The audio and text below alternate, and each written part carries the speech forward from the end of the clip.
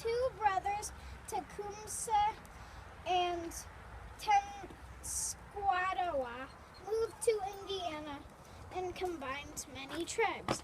But the West white settlers got disturbed and wanted them to move out.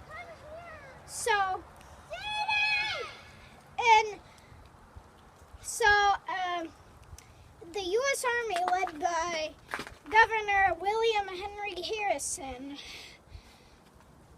battled the Native Americans. We are at the memorial of the Battle of Tippecanoe.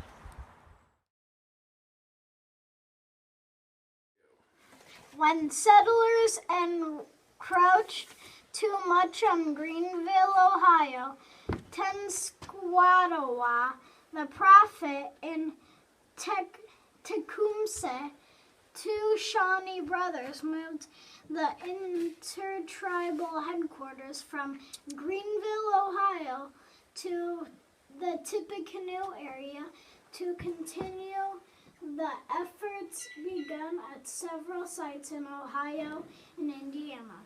In the spring of 1808, they came west into Indiana. Tecumseh by land and the prophet by water.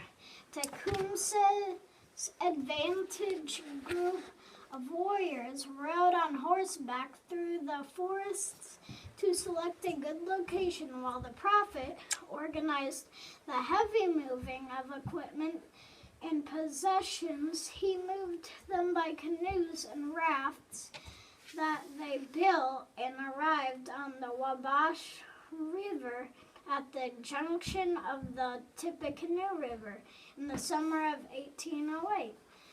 There they met the horse party and went several miles down the Wabash to the site sitting 80 feet above the river, less than 1 mile from the present-day site of the Tippecanoe Battlefield Park. Go. This is William Henry Harrison. Was born February 9, 1773, the youngest of Benjamin Harrison. Tecumseh was the charismatic leader who commanded the loyalty of large numbers of followers. Tenskwatawa, the prophet, whose childhood name was Lalwasika, would become known as the prophet, was the last child of Tecumseh's family. This is a musket that they would have used in the Battle of Tippecanoe. This is a uniform that they would have worn in the Battle of Tippecanoe.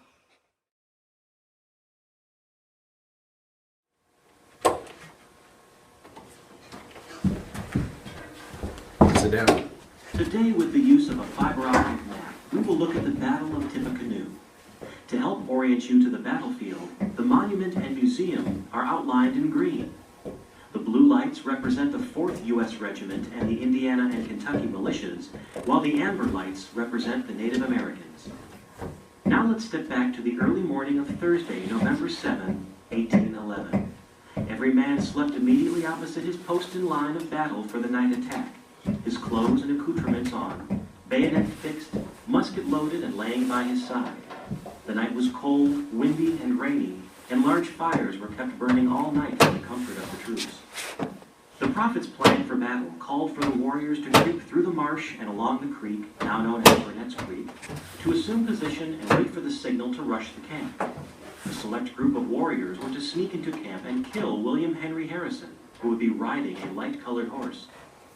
The prophet said when Harrison was dead, the others would easily be killed or simply run away. 2 redcoats in Prophetstown suggested the prophet wait until daylight rather than midnight to attack. the prophet chanted and cast a spell that would turn all the white man's bullets into dust, so as not to harm the Native Americans. Approximately 4:15 a.m., a shot fired by a sentry in the direction of some rustling leaves found its mark. When the Native American cried out, neither side was ready for a battle. The first notice of trouble appeared on the left flank with the yells of the warriors and the hasty retreat of the sentries back to camp without firing a shot. In less than a minute, the Native Americans began charging the northwest corner furiously and shooting a great many rifle balls into the campfires. The 4th U.S. Regiment, under Captain Barton and a company of mounted Kentucky riflemen under Captain Geiger, received the first attack. The Indians broke through the lines, making their way into the camp. Captain Geiger's company of militia stationed near Sergeant Orr were in great confusion. They could hardly be distinguished from the Indians. One Indian was killed in the back part of Captain Geiger's tent while attempting to tomahawk the captain. The few who made it into the camp were soon killed and the lines closed. The fire upon Geiger's company was excessively severe, and they suffered considerably before relief could be brought to them. In the confusion, Harrison mounted a dark horse instead of his gray mare. His aide, Colonel Owen, rode a white horse and was immediately shot dead. Harrison rode to the scene of the first attack, and upon seeing Barton's company suffering and the left of Geiger's entirely broken, he ordered Captain Cook's and Captain Paul Wentworth's companies under Lieutenant Peters to be brought to the support of Barton and Geiger. The morning was dark and cloudy. The fires afforded a partial light, which, if it gave Harrison's men some opportunity of taking their positions, was more advantageous to the enemy, affording them the means of taking a surer aim. They were therefore extinguished as soon as possible. The first attack was followed with a second attack at the head of the right. At the foot of the ridge in front of Captains Whitney and Bain companies, there were a few trees, behind which there were a number of Indians. A constant fire was kept burning for some time between the two companies and those Indians. Captain Robb's company of riflemen were then either driven or mistakenly ordered from their position on the left flank to the center of the camp. Both Lieutenant Larrabee and Lieutenant Hawkins, judging it better to attack than remain targets, requested Major Floyd's permission to attack, but were denied for fear of exposing the company's line and angle to the enemy. Harrison found Major Davies forming his dragoons at the rear of the companies now under attack. The heaviest part of the enemy's fire came from some trees about 15 or 20 paces in front of the companies. Harrison ordered Major Davies to charge the Indians from the front. Unfortunately, the Major's gallantry and use of too few men enabled the enemy to avoid him in front and attack his flanks. In the charge, the Major received a mortal wound.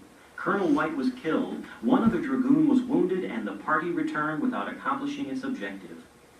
Captains Snelling and Prescott were replaced with dragoons and ordered from this wing to support the line across the head of the camp.